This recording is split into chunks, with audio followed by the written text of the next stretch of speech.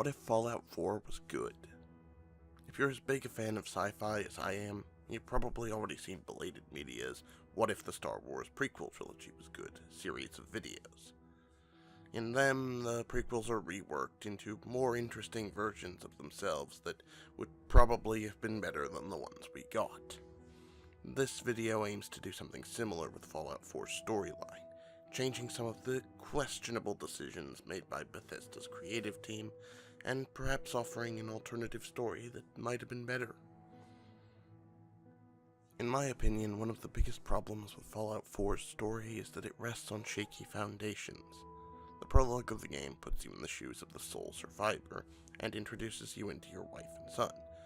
The trouble is, it then whisks you off into a vault within about 15 minutes. You never learn pretty much anything about your wife, except that she's a lawyer, if you found the diploma on the wall, and that your son looks like a demon child. That's about it. Still, you're expected to care about them throughout the entire story. In fact, it's pretty much the sole character motivation for most of the campaign. Moreover, the sole survivor's pre-war background is a kind of a hindrance to the plot. It leads to numerous points where the player casually mentions, "Oh yeah, I'm from before the war," but it never really has any bearing on the game. That begs the question, why did Bethesda make the pre-war segment? It's rather awkward because it forces players to forego creating their own character backstory, but the one we're given is so stark and barren that it ends up dragging the story down with it. So, let's get rid of it. Our reimagining begins with the sole survivor waking up in the vault. Everyone else is dead, he has no memory of what happened before he woke up. He makes his way to the surface and finds himself in the Commonwealth wasteland. Heading back down the hill, he stumbles across a group of scavengers who are under attack by raiders. After helping them defend themselves, they take him into their group and proceed to settle down. This is when they'd introduce the crafting and settlement system. There would be a series of small missions that would give the sole survivor a chance to get to know the members of the group and kind of their backstories. Among the group would be Preston Garvey and a woman. Let's call her Nora. Over the course of an hour or two, through a few side missions and some dialogue sequences, the sole survivor would build up a friendship with Preston and something of a budding romance with Nora. By this point, he's kind of opened up to these people, and he's told them about the vault and his amnesia, so he and Preston go back to the vault to kind of try and salvage it and see if they can find some information about his past. When they get back, though, they find Kellogg, heavily escorted by a number of synths, has everybody at the settlement lined up, and shooting starts. The sole survivor and Preston rush to get rid of him, but he escapes, and several of the scavengers, including Nora, are killed. Because the player had a chance to bond with these characters, their death hits him much harder and acts as an actual, valid driving force through the rest of the story. This is where we start to get into Act 2. With the death of Nora, who was sort of acting as a surrogate wife in this story, the sole survivor goes on an anger-induced hunt for Kellogg. Now this is largely unchanged from the vanilla game, with the exception of the change of the motivation. You find Diamond City, meet Nick Valentine, track down Kellogg, and fight your way to Fort Hagen, and that plays out a lot like the regular game. When you finally confront Kellogg, however, there's a bit of a wrinkle. He reveals to you that Nora was actually an escaped synth from the Institute, and that he had come to recapture her. And the thing is, he didn't start shooting first. In fact, she did. And that was kind of why everything went bad. The Institute really didn't intend to kill any of them. It just sort of happened. And this is where the player has to make a choice. They can either choose to hold Kellogg responsible for Nora's death, then they kill him and largely follow the vanilla version of finding the Institute. But you can also choose to forgive him, at which point he'll stand down and offer to take you to the Institute, where he promises that there's a lot of stuff that's going to be made clear. Now either way, the sole survivor makes it to the Institute and he meets Father, who reveals that he is, in fact, the sole survivor's son. Now, instead of literally reliving the last few minutes before the vault, we just get a few flashbacks here. Enough to be satisfying, but not so much that it's a detriment to the story. It also makes the Institute and Father a little bit more complex, because Father has answers that the Soul Survivor really kind of wants, and he's offering a relationship when the Soul Survivor really needs one right now. And speaking of the Institute, we have to talk about the factions, because in Fallout 4, the factions aren't terribly compelling. None of them really present a vision for a future of the Commonwealth, and 2 of them are dull as bricks. So once again, let's change it. In my version of the story, there are only 3 main factions: the Institute, the Brotherhood of the Steel, and the Commonwealth Minutemen. The Railroad does remain, but it's really more of a minor faction that just sort of helps the player decode the Courser chip and maybe offers up a few side missions. But each of these 3 main factions will represent sort of a style of government, a vision for the future of the Wasteland. The Institute offers the most stable version, but it's also the most draconian one. Unlike the base game, their goal isn't simply to turn on a reactor, but to basically keep expanding until they control the entire Commonwealth. Using their technology and the resources of the surface, and with their synths as a military police force, they plan to rule Boston with an iron fist. They could take what they wanted, and anyone who resisted would be rapidly reaccommodated. Their control would be brutal, but they would bring order to a chaotic society, and in the end, they might be the only power that could change things in a meaningful way. The Brotherhood, well, they're more moderate, if you can call them that. They mostly intend to keep on doing what they did in the base story, addressing the biggest threats, killing super mutants, and generally making the streets safer. This comes at the cost of basically having them steal any advanced technology they want, that you have, and, shall we say, appropriating supplies from the region. They also have some rather narrow views on synths and ghouls, in case this was sounding a bit too much like a utopia for you. And finally, we have the Minutemen. They're not terribly cohesive. They're the populists of the universe, as you might say. They represent more or less the will and the spirit of a people who've been terrorized for decades by the Institute and the horrors of the Wastelands. Suspicious, nearly to the point of paranoia, and highly reactionary, they're sworn enemies with the Institute, and they're pretty mistrustful of the Brotherhood. Arguably, they're the least capable of making a lasting change for the Commonwealth, but they're also the least likely to oppress it.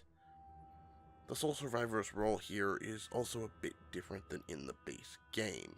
Instead of being given the empty title of General, you instead become sort of a high-level advisor or commander, having a decent amount of influence, but it would also provide you with an explanation for why you're constantly being sent off on seemingly low-level tasks. As for their leader, I guess we could say this is Preston. He kinda decides the Minutemen are needed again after the attack on your settlement, and more or less sets out to make sure that the Institute can't terrorize people anymore. Now, because of their political differences and philosophical differences, each faction is fundamentally incompatible with the others to a certain point. And none of them are necessarily the good guys or the bad guys.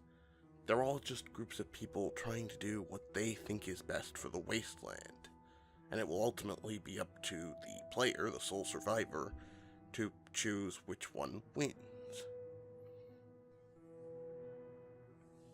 Now this is where we enter the third act. Now as we closed out the second act, we got the twist that Father was the Soul Survivor's son, and held some of the secrets that he'd been searching for. But with that in mind, pretty much all the factions have some quests for the player to do to prepare that faction for its confrontation with its competitors. Now this mostly goes down in the same way as the vanilla story, but we'll see a few differences. Firstly, the Brotherhood doesn't have Liberty Prime. The only reason he's really in the game is for fan service, and it doesn't make a whole lot of sense, because you really don't need a giant robot to blow a hole in the ground. Particularly, he's a giant target. Why not just use explosives? It's way simpler. So that's what they're going to do in this version. Also, Father's not dying. His death doesn't work for the same reason that your wife's didn't. You don't really have an emotional connection to him.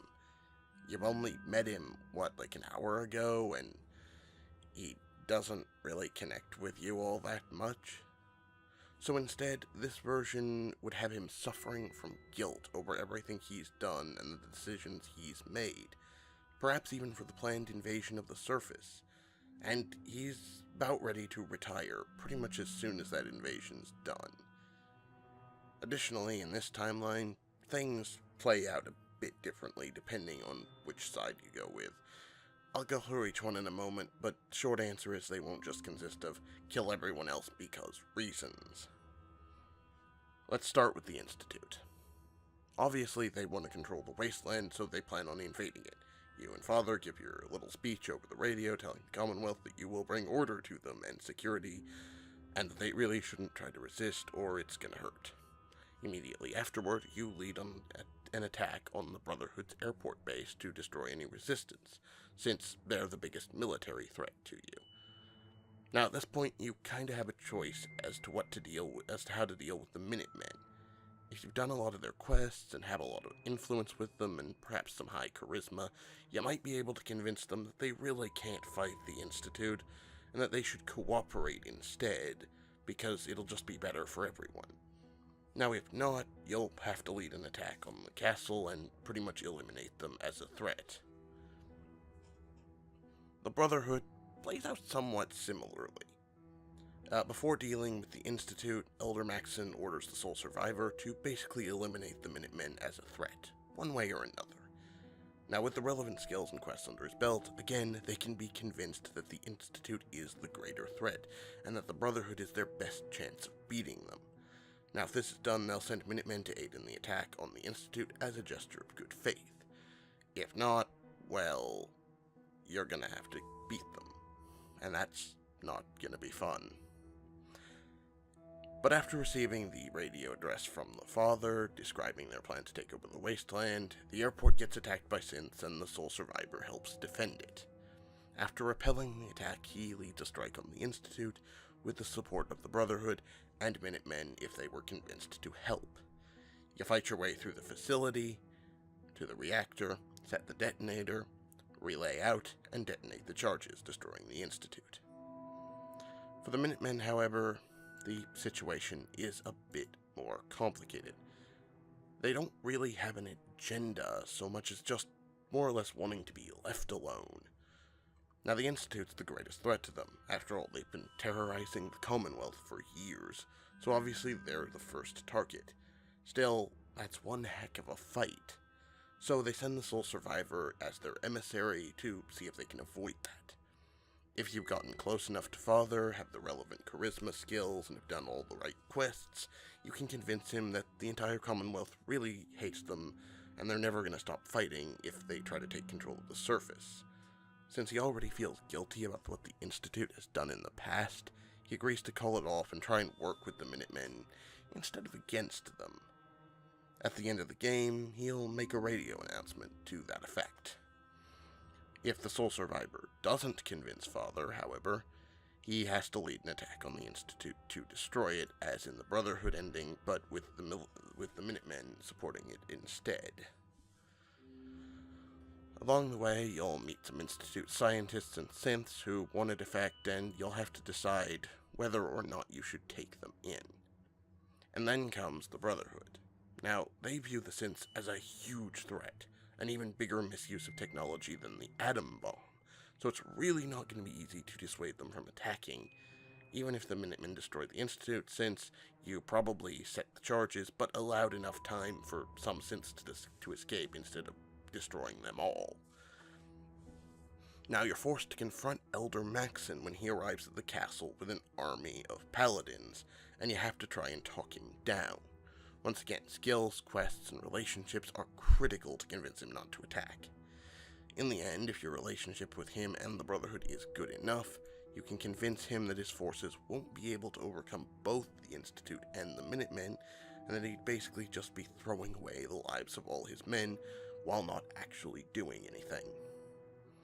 He'll respond by saying that even though the matter is not resolved, he'll leave, at least for now, rather than wasting the lives of his soldiers. He returns to the Prydwen and withdraws from the Commonwealth. This is kind of a good ending. But if you can't convince him, well, then Maxon is going to attack the castle with all of his forces, and the sole survivor will have to lead the Minutemen's resistance, with Institute reinforcements if they were convinced to provide aid. At the end of the battle, Maxon has fallen, and the Brotherhood have been utterly vanquished, leaving the Minutemen the dominant military force in the Commonwealth. Now, regardless of which ending the player chose, the story ends with a slideshow, showing the impact of the decisions you made on the Commonwealth, and bringing the narrative to a close with a final war. War never changes. So that's it. My concept of what Fallout 4's story could have been. Boy, do I feel pretentious now. To be fair, I really don't think Fallout 4 was awful. I actually thought it was a lot better than Fallout 3, but I thought I'd share my 3 cents on what Bethesda could have done to make it better. I hope you enjoyed this video, and if you liked it, please consider liking and subscribing. It helps more than you think.